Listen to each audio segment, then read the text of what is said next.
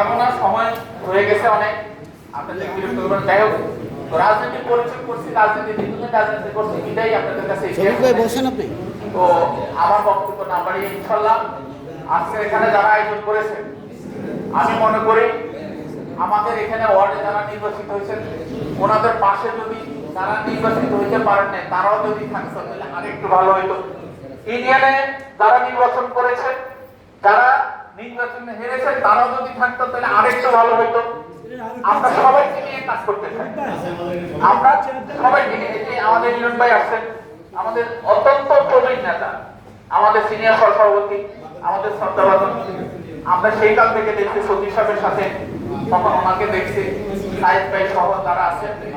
তারপরে আমাদের বাতিল ভাই কেন বলছেন, রোল ভাই আমাদের ভোট নিতে গেছেন, উনি তাদের দিকে ছিল, আমরা নিজে বলছেন।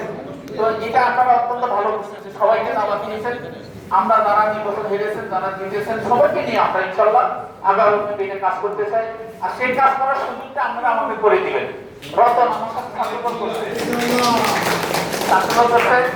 যাই হোক, অনেকে এখানে আমার পরিচিত, আমার পরিচয় দেওয়ার মতো আসলে কিছু নেই।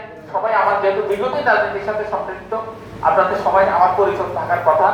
আর আমরা মাঠেই কাজ করেছি, দূরে থেকে বসে থেকে কখনো কাজ করি নাই। হয়তো ইউনিয়ন পরিষদের দায়িত্ব থাকার কারণে হয়তো আপনাদেরকে একটু সহপথ দিতে পেরেছি এই।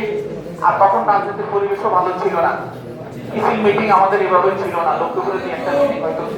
তো যাই হোক, আমি কথা না বাড়িয়ে, আপনারা জানেন কিনা জানি, আমার মার্কা হলো দোয়াই কলম, আমার মার্কাটা দোয়াই কলম।